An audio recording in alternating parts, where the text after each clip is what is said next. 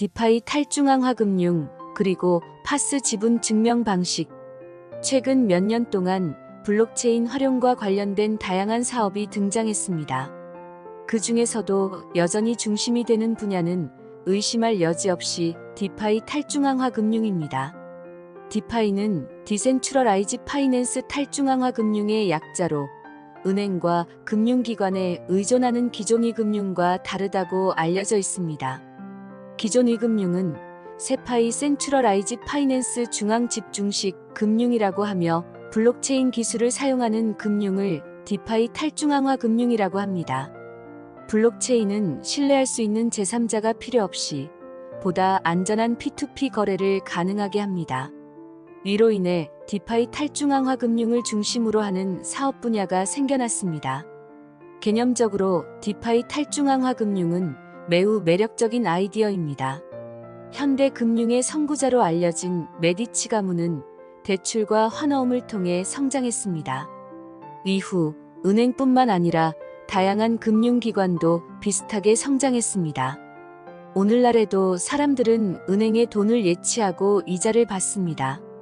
은행은 이 돈을 대출과 투자에 사용하여 수익을 냅니다.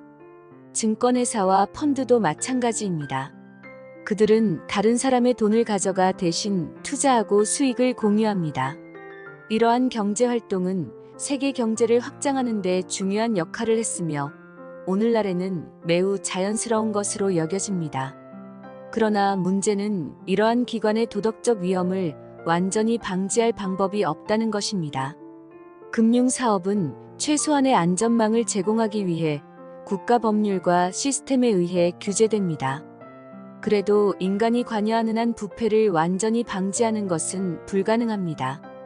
규제 사각지대에서 발생한 서브프라임 모기지 위기와 리먼 브라더스의 붕괴 이후 15년이 지났습니다. 이러한 기관을 신뢰하고 투자한 사람들은 피해자가 되었고 미국 정부는 그들을 구제하기 위해 달러를 발행했습니다. 궁극적으로 기관과 개인의 도덕적 위험과 무모한 투자의 결과를 모든 사람이 감수했습니다. 블록체인은 본질적으로 디파이 탈중앙화 금융을 구현합니다. 1BTC 비트코인을 전송하는 데는 중앙기관이나 서버가 필요하지 않습니다. 비트코인 네트워크에서 비트코인을 보내고 받는 행위 자체가 디파이 탈중앙화 금융 자체입니다. 디파이 탈중앙화 금융은 어려운 개념으로 간주되어서는 안 됩니다. 누군가가 디파이 탈중앙화 금융을 복잡하게 설명한다면 그들은 그것을 이해하지 못하거나 사기를 생각하고 있는 것입니다. 탈중앙화라는 단어가 있는 개념은 단순히 중앙기관이 없다는 것을 의미해야 합니다. 중앙기관이 한 번이라도 개입하면 탈중앙화라는 용어는 더 이상 사용할 수 없습니다. 이 본질을 결코 잊어서는 안 됩니다. 이것만 기억해도 블록체인에 대한 이해가 크게 향상될 수 있습니다. 인간의 탐욕에는 한계가 없습니다. 돈을 벌고자 하는 욕망은 사람들을 코인 시장으로 이끌었고 왜곡된 디파이 탈중앙화 금융 개념을 낳았습니다. 일부 디파이 탈중앙화 금융 회사는 암호화폐를 입금하면 이자를 지불한다고 광고합니다. 그들은 스마트 계약을 기반으로 하기 때문에 시스템이 매우 안전하다고 주장합니다. 또는 높은 배당금을 받기 위해 파스 지분 증명 방식 블록체인에 암호화폐를 스테이킹하고 대신 스테이킹 해주겠다고 제안합니다. 이것은 우스꽝스럽습니다. 그런 사기에 빠진 사람들에게 동정심을 느끼기 어렵습니다. 암호화폐를 다루는 것만으로 디파이 탈중앙화 금융이 될 수 있을까요? 사업 항목에 블록체인이라는 단어를 포함하면 마법처럼 디파이 탈중앙화 금융이 될까요? 비트코인은 리먼 브라더스 위기의 여파로 등장하여 중앙기관에 대한 불신을 부각시켰습니다. 그런데 사람들은 다시 한번 자신의 암호화폐를 다른 사람에게 맡기고 있습니다. 질문을 받으면 그들은 일반적으로 블록체인을 사용하기 때문에 안전하지 않나요? 또는 스마트 계약 때문에 안전하지 않나요? 라고 대답합니다. 저는 그들이 매일 사용하는 블록체인의 거래 기록을 확인하는지 묻고 싶습니다. 저는 그들이 스마트 계약 코드를 직접 검토하여 보안을 검증했는지 묻고 싶습니다. 대답은 항상 같습니다.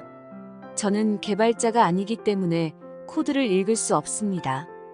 또는 저는 블록체인 전문가가 아닙니다. 그런데 그들은 거의 이해하지 못하는 분야에 투자하면서 그것이 디파이 탈중앙화 금융이라는 새로운 투자 상품이라고 주장합니다. 이더리움 2.0이 파스 지분 증명 방식으로 전환되면서 보상을 받으려면 32개의 이더리움을 스테이킹해야 합니다. 개인이 32개의 이더리움을 스테이킹하는 것은 부담스럽기 때문에 일부는 리도 파이낸스에 입금한 다음 결과적으로 나온 스테이킹 이더리움을 셀시우스 안에 스테이킹합니다. 결과는 분명합니다. 상식이 있는 사람이라면 누구나 이 시나리오에서 몇 가지 진실을 인식할 것입니다. 블록체인, 디파이, 탈중앙화와 가장 멀고 양립할 수 없는 단어는 스테이킹입니다. 탈중앙화를 촉진하는 블록체인 어딘가에서 암호화폐를 다시 수집하는 이상한 점을 감지하는 것은 직관적이어야 합니다. 파스 지분 증명 방식은 전통적인 금융과는 다른 모습을 한 유사한 형태의 금융에 최적화된 도구일 뿐입니다. 일반적인 블록체인에서 암호화폐를 이전하는 행위 자체가 디파이 탈중앙화 금융입니다. 조금 더 나아가 개인 간의 대출을 매칭해 P2P 금융을 가능하게 하는 플랫폼도 디파이 탈중앙화 금융이라고 할 수 있습니다. 그러나 단순히 다른 제품으로 새로운 시장을 오해의 소지가 있게 분류하고 세파이 중앙 집중식 금융 지식을 디파이 탈중앙화 금융과 동일하게 적용하는 행위를 해서는 안 됩니다. 비트코인은 미국 정부에 대한 신뢰가 깨져서 만들어졌지만 15년 후 사람들은 같은 실수를 반복하고 있습니다. 인력거에서 자동차로 갈아타는 것과 같지만 여전히 뒤에서 자동차를 밀어주는 것과 같습니다. 블록체인은 독립된 시스템이며 외부 개입이 필요하지 않습니다. 이를 염두에 두면 널리 퍼져 있는 거짓을 회피할 수 있는 통찰력을 개발하는 것은 어렵지 않습니다. 블록체인이 메인넷에서 모든 것을 처리할 수 있다면 레이어 2가 필요한 이유는 무엇입니까? 레이어 2는 정확히 무엇이며 누가 정확히 이해합니까? 사람들이 탈중앙화를 주장하면서 왜 다른 사람에게 암호화폐를 다시 스테이킹합니까? 편의를 위해서라도 동일한 네트워크에서 토큰을 교환할 때 브릿지라는 제3자를 사용하는 이유는 무엇입니까? 그들은 정말 신뢰할 수 있습니까? 잘 모르겠습니다라는 가장 무책임한 변명 뒤에 무지함을 숨기지 마십시오. 특히 자산과 관련하여 적극적으로 이해하고 배우기 위한 조치를 취하십시오. 그렇지 않으면 미래에 손실을 입더라도 피해자가 아닙니다.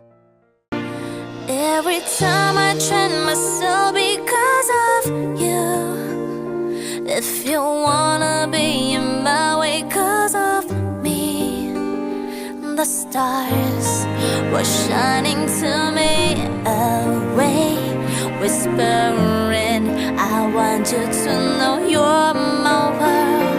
Every time I'm crazy it's because of you. If you're lucky, right, and be because of love. To me it's a pretty wonderland. Do not make me cry again. I need you right now. I'm gonna be fine. You left me